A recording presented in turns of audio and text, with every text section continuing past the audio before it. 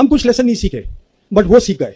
हमने बालाकोट में हमारी एयरफोर्स ने ऑपरेशन बंदर करा, चुपके से जाकर वी कॉट देम अनअवेयर, उनके रडार्स बंद थे, we cross their air space और हम अपना BBR छोड़कर आ गए। Next morning they retorted, they came back to us with a response which is what they call the operation swift retort. याद होगा आप लोगों को, दिन के टाइम उन्होंने किया और उनका फोकस क्या था? उनका फोकस था military targets, not non military targets. आप कभी एयरफोर्स नॉन मिलिट्री टारगेट्स पे इस्तेमाल नहीं करते बाबा, उनका फोकस था मिलिट्री टारगेट। और उन्होंने क्या देखा, हमारी इलेक्ट्रॉनिक वॉरफेयर बहुत कमजोर थी। अब बताऊंगा कि ऑपरेशन सिंदूर के बाद क्या हुआ, but let me say a few military things also, जिससे we understand the Operation Sindoor better. तो इसमें मैं आपको 3 बातें बताना चाहूंगा मिलिट्री वाली। पहली बात, starting from the first war of Kashmir, जब लड़ाई हुई हिंदुस्तान पाकिस्तान की, एक सीज फायर लाइन बनी थी 1 जनवरी 49 को। उसके बाद हमने जंग लड़ी पाकिस्तान के साथ, 65 की लड़ी, 71 की लड़ी। See don't worry about Bangladesh, Bangladesh was a gone case for East Pakistan, for Pakistan, because East Pakistan जो था in any case was 1200 kilometres across India. There is no way they could have brought their operational logistics there for war. वो नहीं हो सकता था, वो तो जाना ही था। बट इंपॉर्टेंट बात यह है, किसी भी जंग में हम वो मिलिट्री लाइन को ऑब्लिटरेट कर ही नहीं पाए। जो सीज फायर लाइन थी आज वो कायम है with a new name, line of control. तो हमें क्या करना चाहिए था? हमें यह करना चाहिए था कि 1990 में जब प्रॉब्लम शुरू हुई कश्मीर की, जब पाकिस्तान ने प्रॉक्सी वॉर अपनी शुरू करी, हमको अपनी कन्वेंशनल कैपेबिलिटी बनानी चाहिए थी। अगर हम अपनी कन्वेंशनल वॉर कैपेबिलिटी बढ़ाते, दैट वुड हैव डेटर्ड पाकिस्तान। हमने वो नहीं किया 35 साल। तो एक जो मिलिट्री इशू था प्रॉक्सी वॉर का, proxy war is a military issue, जिसको आपको मिलिट्री मीन से खत्म करना था by building a capability that would debtor Pakistan or tell Pakistan that look, there will be a problem if you continue with what you are doing. We never did that. Now with the coming of the Modi government, obviously it has been elevated to a higher level. तो ये हमने कर दिया एक। तो अब मैं थोड़ा सा पॉज करके वापस जाता हूँ, आपको एक बहुत इंपॉर्टेंट बात बतानी भूल गया हूँ, वो बहुत जरूरी है। वो बात ये है कि 5 अगस्त 2019 को हमने 370 हटाया, बिना सोचे समझे कि इसका सिक्योरिटी इंप्लीकेशन क्या है, वो मैं आपको बताना चाहता हूँ। हुआ क्या कि 6 अगस्त को पार्लियामेंट में union home minister Amit Shah ने कहा कि we will be making now the state of Jammu and Kashmir into 2 union territories. उसमें पाकिस्तान ऑक्यूपाइड कश्मीर और गिलगित बल्टिस्तान हिस्सा होगा, union territory of Jammu and Kashmir Aksai Chin हिस्सा होगा लद्दाख यूनियन टेरिटरी की, लद्दाख की। The same day Chinese rejected that, they protested, they said Aksai Chin is with us, it was always with us, you can't show it on your maps, new maps as part of the Ladakh union territory. 11 अगस्त को 2019 Jaishankar as the external affairs minister, he traveled to China to meet up with his counterpart Wang Yi to explain to him that look, we have made the maps, but it does not change our position on the ground as far as line of actual control is concerned. China rejected that suggestion. Meanwhile, 370 जब हटा तो पाकिस्तान में भी खलबली मची। The then Prime Minister Imran Khan and the Army Chief Bajwa, General Bajwa, they both went to China to confabulate with the leadership there. Xi Jinping gave personal time to General Bajwa और उन्होंने general Bajwa को यह कहा कि आप development पे focus करिए। मुझे ये बात ऐसे पता है कि अप्रैल 2022 में पाकिस्तान की जो सरकार थी उस समय इमरान खान की, they release their first national security policy and I was one Indian they had invited there. तो वहाँ प्राइम मिनिस्टर भी बोले, वहाँ आर्मी चीफ भी बोले, उसके बाद आर्मी चीफ और मेरी बातचीत हुई। तो मैंने उनसे पूछा, मैंने कहा जो आपकी नेशनल सिक्योरिटी पॉलिसी है, it all talks about connectivity and development, what about the Kashmir issue? So he told me that I had a long meeting with Xi Jinping and Xi Jinping told me personally that you focus on development. What Bajwa did not tell me is that Xi Jinping also told him, जहां तक security का ताल्लुक है पाकिस्तान की, we take responsibility for that। तो हुआ क्या, अगर हम लोगों ने ध्यान से देखा होता तो 2 चीजें होनी शुरू हो गई 2019 से। On the political side, the entire Chinese leadership, Xi Jinping downwards, they kept saying that we will support Pakistan's security and sovereignty। खुलेआम बोलते थे वो, हमने उसको नजरअंदाज किया।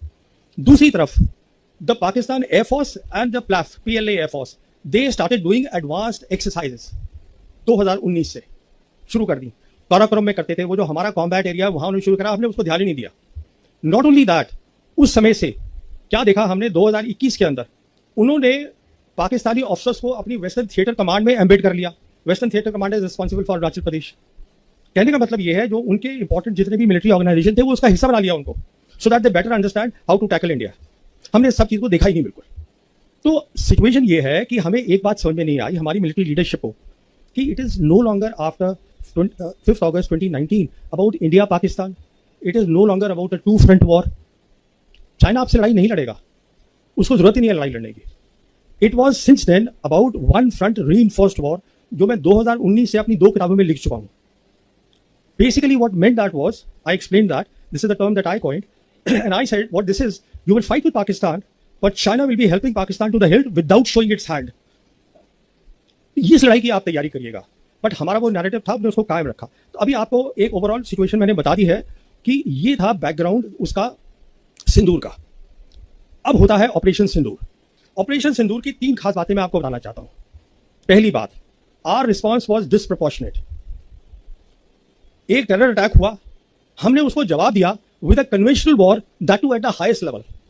हिंदुस्तान और पाकिस्तान के बीच में the 2 air forces will lead the war period. और ये हमने पहली बार नहीं किया, हमने किया था बालाकोट में पहली बार 2019 में. And we expose the limitation. Simple words में इलेक्ट्रॉनिक वॉरफेयर का मतलब ये होता है कि काबिलियत की आप दूसरे का कम्युनिकेशन को जैम कर दे. तो हमारे जो ऑफिसर थे उनका कम्युनिकेशन जैम हो गया. He was taken prisoner of war. हम कुछ लेसन नहीं सीखे, बट वो सीख गए कि इलेक्ट्रॉनिक वॉरफेयर पे फोकस करो. This is the key to the modern warfare.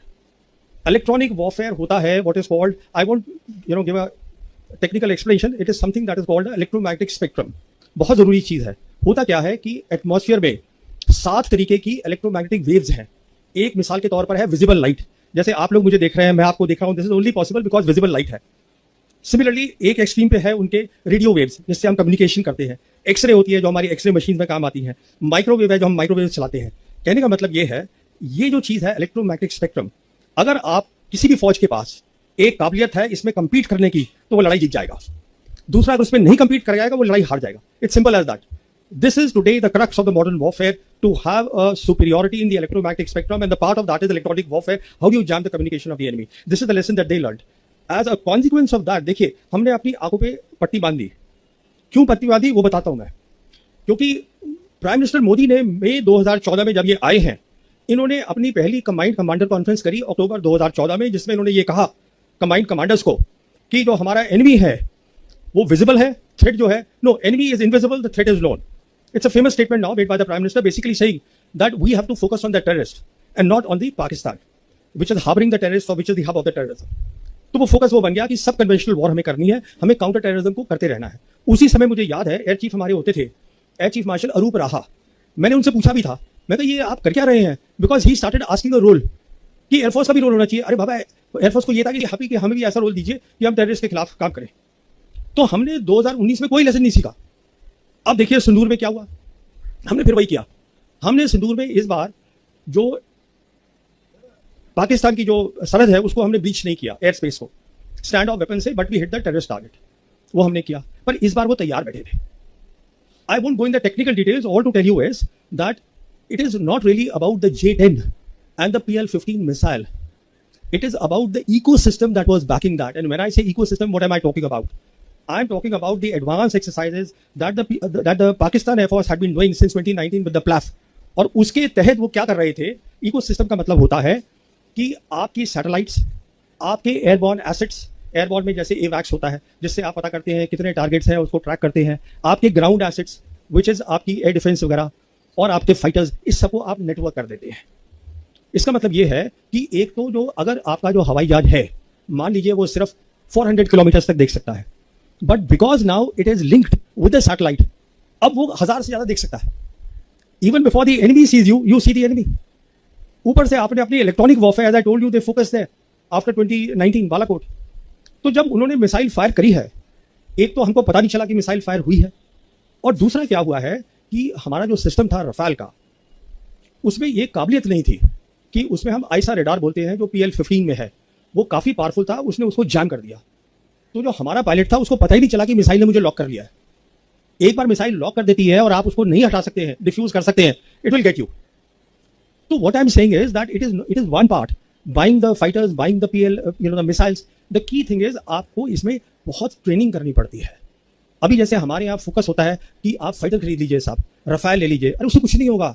इसलिए नहीं होगा क्योंकि अब वो वक्त चला गया जब डॉग फाइट्स हुआ करती थी कि एक हवाई जहाज दूसरे से भिड़ गया. Now we are living in the age of beyond visual range missiles. 300, 350 kilometre, 200 kilometre से फायर कर रहे हैं. वो आप तभी फायर करेंगे ना अगर आपके पास एक इकोसिस्टम है, जिसको पाकिस्तान एयरफोर्स ने समझाया इंटरनेशनल मीडिया को, that is called the multi domain operations with a special focus on electronic warfare, and this takes years and years. So by doing a disproportionate response, let me tell you, अ की reason जो मैं आगे आऊंगा अभी, why Pakistan's profile has gone up in the world capital. A key reason of that is, there are two key reasons. One is that they saw that the Pakistan military has emerged out of this 4 days of Operation Sindoor as a peer military competitor of the Indian military. बहुत बड़ी बात है, ये peer competitor उनको दिखाई दिया, तो उनकी जो military power की जो वो थी, औकात थी, वो बहुत बढ़ गई. They have the military power. And the second thing that the world saw is that the Chinese stood by them. Chinese are the people who had the gumption to walk the talk. बहुत बड़ी बात है. तो पहली तो ये बात हुई, डिस्प्रपोर्शनेट रिस्पॉन्स से हमने अपनी इंडियन एयरफोर्स की काबिलियत को दिखा दिया और हमारे लॉसेज हुए हैं. I don't want to go into those losses at this stage. तो कहने का मतलब ये है कि आप जो हम बोल रहे हैं, देखिए we have to be objective about things, और ऑब्जेक्टिविटी हमें ये बताएगी कि अगर आप ज्योग्राफी देखिए पाकिस्तान की ज्योग्राफी ऐसी है जो इलोंगेटेड है, उसमें डेप्थ नहीं है. उसकी जितनी भी एयरफील्ड हैं वो 2050 किलोमीटर के अंदर अंदर है सारी की सारी मैक्सिमम. और जो हमारा S-400 है, हमारे ब्रह्मोस है, वो उसको इजीली कवर कर सकता है. Now what they have done is they have gone to China. And China is giving them a deadly combination of what is called the J-35A and the HQ-19, which is the air defense system, बहुत powerful air defense system है. It is meant for the IRBMs, intermediate range ballistic missiles, and the KJ-500, which is the airborne assets. तो ये एक बहुत बड़ा combination है जो उनको मिल रहा है. And I won't be surprised, वो पैसे वैसे नहीं लेंगे, उसको ऐसे ही दे देंगे, क्योंकि उनको फायदा हो रहा है दो तरीके से. एक तो फायदा हो रहा है कि विदाउट फाइटिंग उनके जो हथियार है, they are getting operationally validated, उनकी आर्म सेल बढ़ेगी. दूसरा फायदा हो रहा है, they are cutting India to size through Pakistan. बहुत फायदा है. तो कहने का मतलब ये है, दोनों ने लेसन लड़े हैं, सीखे हैं, पर हमारा लेसन जो है हमें उस पर ध्यान देना है. दूसरी बात, न्यू नॉर्मल क्रिएट करा है. जैसे बताया था अभी कि ये पॉज हुआ है, सीज फायर नहीं है कि जहां पर दोनों साइड बैठ के बात करती हैं और तय करती हैं कि ठीक है ये टर्म्स होंगी सीज फायर की. ऐसा कुछ नहीं है, कोई भी साइड इसको लिफ्ट कर सकती है. कहने का मतलब है. जी हाँ दोस्तों, ये थी अब तक की मालूमात जो मैंने आपके साथ शेयर की है. वीडियो कैसी लगी अपनी राय का इज़हार कमेंट बॉक्स में ज़रूर करें. अगर आप भारतीय मीडिया के रिएक्शन देखना और सुनना पसंद करते हैं तो चैनल को सब्सक्राइब करें, ताकि इस तरह की इन्फॉर्मेटिव वीडियो अब तक बर वक्त पहुँच रहे. जैसे कोई नई मालूमात है तो मैं आपके साथ ज़रूर शेयर करूँगा. हाज़िर होते हैं नई वीडियो के साथ, नई अपडेट के साथ. नेक्स्ट वीडियो दीजिए इजाज़त. अल्लाह हाफिज़.